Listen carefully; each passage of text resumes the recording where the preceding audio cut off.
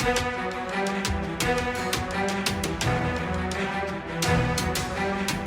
ठिकाणी पनवेल पंचायत समिती आणि रायगड जिल्हा परिषदेच्या निवडणुकीला महाविकास आघाडी म्हणून सामोरं जात असताना अर्ज भरण्याचा आज शेवटचा दिवस होता आणि शेतकरी कामगार पक्ष आणि महाविकास आघाडीतील आमच्या साऱ्या सहकारी पक्षांनी अतिशय उत्साह जोशात आज आमच्या अर्ज सबमिट केलेल्या आहेत। गेले अनेक वर्ष प्रशासकीय राजवटीत पंचायत समिती पनवेलवर जी भ्रष्टाचाराची बजबजपुरी या ठिकाणी चालू होती ती साफ करण्याच्या दृष्टीनं एक संधी म्हणून या निवडणुकीकडे आम्ही बघतोय आणि निश्चितपणानं ते काम या निवडणुकीच्या माध्यमातून आम्ही पूर्ण करणार आहोत।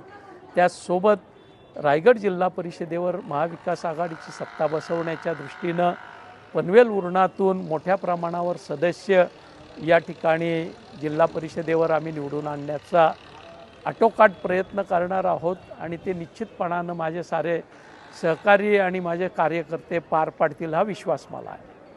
मी पळसपा जिल्हा परिषद गट क्रमांक 4 या गटातून माझी सौभाग्यवती श्री सौ अस्मिता अनिल ढवळे यांचं नामांकन या ठिकाणी आम्ही भरलेलं आहे। खरं पाहता या मतदारसंघामध्ये प्रचंड प्रमाणात पाण्याची टंचाई आहे। आज उसरली माझा पाण्यासाठी तळपळत आहे। उसरलीमध्ये मोठ्या प्रमाणामध्ये लोकवस्ती झालेली आहे आणि या लोकवस्तीमध्ये टँकरचा पाणी पुरवठा होतोय। किमान दिवसाकाठी शेकडोनी टँकर त्या ठिकाणी पुरवठा होतोय।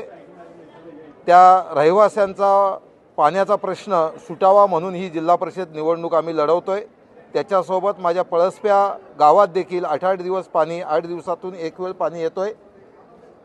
कोळख्याची तीच परिस्थिती आहे, कोणची तीच परिस्थिती आहे। या मतदारसंघामध्ये पाणी, गटर, ड्रेनेज, पुराचा पाणी या सगळ्या समस्यांचा अभाव या मतदारसंघावर आहे। या समस्यांचा अभाव सोडवण्यासाठी आम्ही मंडळी महाविकास आघाडीच्या वतीनं या ठिकाणी नामांकन पत्र भरलेलं आहे। माझी सौभाग्यवती अस्मिता अनिल ढवळे यांनी खटारा या चिन्हावरती महाविकास आघाडीकडून नामांकन भरण्याचा निर्णय घेतला। माझे सहकारी विक्रांत नारायण घरत हे शिवसेनेकडून मशाळ या चिन्हावरती लढतात। त्याचबरोबर माझे दुसरे सहकारी शर्मिळा परशुराम माळी हे देखील खटारा